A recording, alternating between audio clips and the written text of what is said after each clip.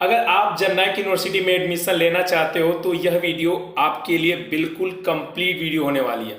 अब ऐसा मैं इसलिए कह रहा हूं क्योंकि इसमें वो सारी छोटी से छोटी जानकारी दे दूंगा जिसे अभी तक किसी ने भी नहीं दिया होगा, और आप लोगों के भी जो डाउट थे वो सारे डाउट इस वीडियो में क्लियर हो जाने वाले हैं। तो आप इस वीडियो को लास्ट तक देखिएगा। वीडियो के बीच में कहीं भी मैं आप लोगों से क्वेश्चन पूछ सकता हूं जिससे मुझे पता चल सके कि आप हमारी जो वीडियो है वो पूरा देखते हैं। तो आप वीडियो को पूरा स्किप मत करिएगा, अंत तक देखिएगा। चलिए शुरू करते हैं।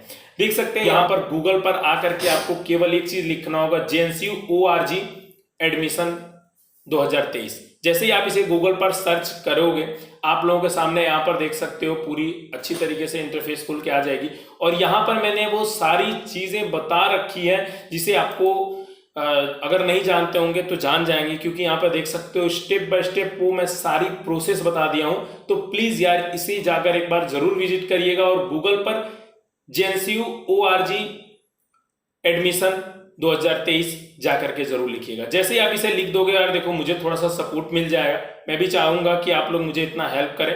मैं तो इसके बारे में अभी आप लोगों को बताऊंगा कि यहाँ पर देख सकते हो फीस को लेकर के अभी कुछ दिन पहले यहाँ पर एक प्राइवेट कॉलेज का जो फीस था उसके बारे में मैंने यहाँ पर मेंशन किया है, और यहाँ पर देख सकते हैं सारे यहाँ पर प्राइवेट कॉलेज के बारे में भी मैं बताता रहता हूँ। तो आप लोग को मैं ये चाहता हूँ कि आप लोग मुझे कमेंट करके ये बताएं कि आप लोगों को कौन से विषय के विद्यार्थी हो। देखो यार मुझे ये नहीं पता हो पाता है कि कौन से विषय के, मैं तो ये जानता हूँ कि ज्यादातर जननायक यूनिवर्सिटी के हैं। कौन से विषय के विद्यार्थी इस वीडियो को देख रहे हैं कमेंट करके बताएं ताकि मैं उनसे जुड़ी और भी जानकारी ला सकूं, या आप मुझे सुझाव दे सकते हैं कि मैं अगला वीडियो किस टॉपिक पर बना। पर मैं इनकी ऑफिशियल वेबसाइट पर हूँ और यहाँ पर मैं आप लोगों को बताने वाला हूँ। ये देख सकते हो सबसे पहले तो आप लोगों को लिस्ट देख लेना, ये जान लेना है कि आप लोगों को एडमिशन लेना कहाँ है।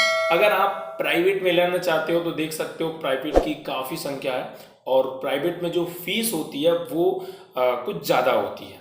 अब बात करते हैं जो एडेड कॉलेज होते हैं जिनकी अनुदानित कहा जाता है, जिसमें जो टीचर होते हैं उनको सरकार पेमेंट देती है, लेकिन जो सारी चीज़ें होती हैं जैसे कि स्कूल का जो भी खर्च होता है कॉलेज का वो सब आप लोगों के फीस से होता है। तो फीस यहाँ पे जो डिसाइड होता है वो एक सरकारी डिसाइड होता है, जहाँ पर ये जो भी फीस होता है वो हर जगह एक ही फीस लगता है। लेकिन ये जो प्राइवेट कॉलेज होती हैं वहाँ पे वो जो उनकी फीस होती है वो थोड़ी सी बढ़ जाती है, और ये लोग कुछ गलत भी करते हैं। मैं उनके बारे में भी इस वीडियो में बताता रहूँगा।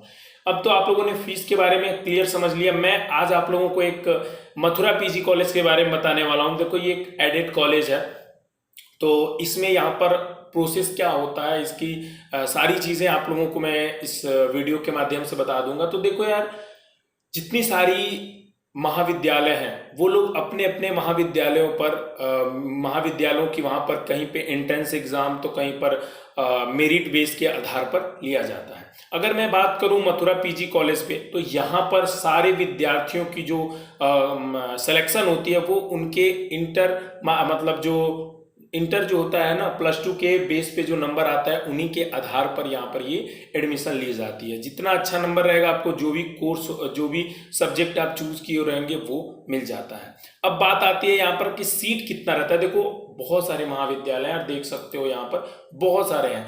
आप लोगों को यहाँ पर देख सकते हो, मैं सब लोगों को नहीं, मैं किसी एक का बता देता हूँ, और प्राइवेट वालों के लिए मैं अगले वीडियो में बता दूंगा, क्योंकि अभी इसमें भी बहुत सारी छोटी छोटी चीज़ें हैं इसलिए यहाँ पर उसको बता रहा हूँ। तो देखो मथुरा PG कॉलेज की अगर मैं बात करूँ तो ये रसना में है, मेरे घर से काफ़ी करीब है, तो मैं इसको मैं अभी कवर कर रहा हूँ। तो अगर आप लोगों को और भी कुछ जानना होगा तो आप नीचे कमेंट करके पूछ सकते हो। तो यहाँ पर जो बता दूं कि यहाँ पर टोटल जो कोर्सेस हैं वो 7 है। जैसे बीए में जो सब्जेक्ट है वो 7 है, और MA में जो यहाँ पर सब्जेक्ट है वो केवल 2 है। पहले मैं BA की बात करूं तो अगर आप लोगों का इंटर में, ठीक है ना, इंटर में अगर अच्छा नंबर रहेगा तो ही आपको इसमें मिल सकता है जगह, क्योंकि यहाँ पर जो सीट होती है वो 420 है। लेकिन जैसे जैसे यहाँ पर हर सत्र सीट बढ़ती है तो यहाँ पर भी सीट बढ़ने की संभावनाएं जताई जा रही है, और 30-35 सीट और भी बढ़ने वाले हैं। तो यहाँ पर जो मथुरा PG कॉलेज का जो क्या बोलते हैं इसको, जो मथुरा PG कॉलेज का जो यहाँ पर सीट है वो 420 अभी है, लेकिन ये सीट बढ़ेगा। अब बात कर लेते हैं कि यहाँ पर जो फॉर्म आप लोगों ने भर लिया होगा और इसकी जो लास्ट तारीख है वो कल तक की है। कल के बाद जो भी यहाँ पर फॉर्म भरेगा वो डेट नहीं बढ़ाई जाएंगी, तो इसलिए यहाँ पर आप लोगों को जो भी फॉर्म नहीं भरे हो जा करके फॉर्म भर लेना। जैसे जो भी विद्यार्थी फॉर्म भर लेता है तो उसके बाद यहाँ पर उसकी होती है काउंसलिंग, मतलब उसको सारी चीज़ें सर्टिफिकेट का वो देखा जाता है कि आप लोगों ने कितना नंबर लिया है, यानी काउंसलिंग होता है। और काउंसलिंग के बाद आप लोगों को करना क्या होता है कि जो आप लोगों को बुलाया जाता है, आप लोगों का डॉक्यूमेंट वेरिफिकेशन होता है। और बहुत सारे ऐसे विद्यार्थी होते हैं फॉर्म तो भर देते हैं, बहुत जगह अप्लाई करते हैं, लेकिन जहां उनको सुटेबल मिलता है वो मिल जाता है तो वो छोड़ भी देते हैं। तो यहाँ से फिर से आता है कि आप लोगों का फिर से काउंसलिंग होगा, फिर से जो नंबर देखा जाएगा आप लोगों का, तो इसीलिए यहाँ पर फिर से भी प्रोसेस होते रहते हैं, बहुत सारा ऐसा देखा गया। अब मैं मथुरा की पीजी कॉलेज के बारे में मैं ये भी बता दूं कि यहाँ पर जो मैं अभी वहाँ के अध्यापकगण से मैंने पता किया तो बता रहे हैं कि यहाँ पर 3, 4 या 5 तक यहाँ पर काउंसलिंग का जो भी है वो डेट आ जाएगा। अब यहाँ पर एक जो सवाल, कॉमन सवाल है कि ये बताइए क्या सर सवाल ये था कि क्या ये जो फीस होंगे वो बढ़ने वाले हैं, क्या और भी फीस बढ़ेगा? तो मैं बता दूं कि अभी जननायक यूनिवर्सिटी के साथ एक मीटिंग हुई है कुछ ही दिन पहले, और वहां पर एक फीस को लेकर के बात चल रही है। देखा जा रहा है, ऐसे बताया जा रहा है मीडिया रिपोर्ट के अनुसार कि उनकी जो फीस होगी इस बार आप लोगों की बढ़ने वाली है। देखो यार, फीस तो बढ़ रहे हैं और शिक्षा में कितनी कटौती हो रही है आप लोग समझ सकते हो। मैं आप लोगों को मैं एक बात रखूंगा अपना सब लोगों के सामने। मैं चाहता हूं मेरे पास थोड़ा और ऑडियंस हो जाए तो मैं बता दूं कि महाविद्यालयों में किस प्रकार के टीचर हैं, किस प्रकार से पढ़ाइयाँ होती हैं, किस प्रकार से सारी चीज़ें मैं आप लोगों को मैं बताऊंगा, कभी फुर्सत से बताऊंगा। मैं थोड़ा सा बस मैं चाहता हूं और मेरे पास ऑडियंस हो जाए कि जननायक यूनिवर्सिटी तक मैं आवाज़ लेकर जा सकूं कि प्राइवेट जो कॉलेज हैं उसमें पढ़ाइयाँ कितनी नीचे स्तर पर गिर गई है, मैं आप लोगों को सारी चीज़ें पता चल जाएंगी। अध्यापक कोई और पढ़ा रहा है, नाम कोई और है। चलिए इसके बारे में बाद में बात करेंगे, पहले हम लोग जो हैं उसी के बारे में बात कर लेते हैं। अब यहाँ पर ये भी चीज़ हुए, और जो यहाँ पर सब्जेक्ट हैं, विषय, वो यहाँ पर देख सकते हैं। ज्योग्राफी है, मथुरा पीजी की बात कर रहा हूँ, टोटल 7 सब्जेक्ट हैं। इसमें ज्योग्राफी है, एजुकेशन है, पॉलिटिक्सन है, सोशोलॉजी है, इकोनॉमिक्स है। इस तरह से यहाँ पर 7 सब्जेक्ट हैं, और एमए में केवल यहाँ पर इकोनॉमिक्स और सोशोलॉजी 2 का यहाँ पर सब्जेक्ट है। आप लोगों को जो भी फिल करना होगा तो आप फॉर्म भरते समय भर दिए रहेंगे। अब होता क्या है कि जब विद्यार्थी फॉर्म भर लेता है फिर उसके बाद जाकर के उसको चालान कटवाना होता है, और चालान कटवाने के बाद आपको उस चालान को महाविद्यालय तक पहुंचाना होता है। देखो 2 स्लिप मिलता है और उसको जरूर जमा करिएगा। अगर जमा नहीं करेंगे तो आपको एडमिट कार्ड नहीं आएगा। आप भले फीस जमा कर दिए हो लेकिन उससे कुछ नहीं होगा। आप लोगों का जो चालान की जो कॉपी है उसे महाविद्यालय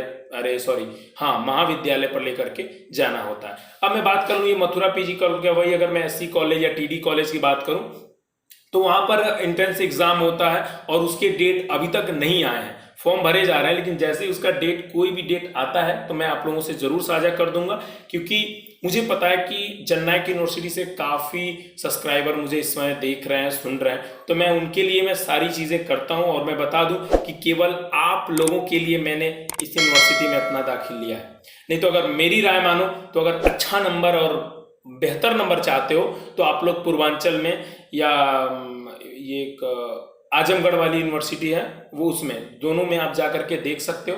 वैसे मैं आप लोगों को सारी चीज़ें बता दिया हूँ।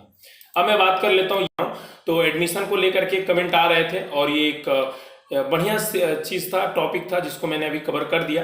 उम्मीद करूंगा कि आपको यह वीडियो बहुत ही अच्छा लगा होगा, तो प्लीज़ इस वीडियो को लाइक करिएगा। और यहाँ पर देख सकते हो मैंने यहाँ पर अपने चैनल पर यहाँ पर 800 से भी ज़्यादा वीडियो बना रखा है। अगर बिलीव नहीं हो रहा है तो देख लो, पहले मैं देख लो 884 मैंने वीडियो बना रखी है केवल आप लोगों के लिए।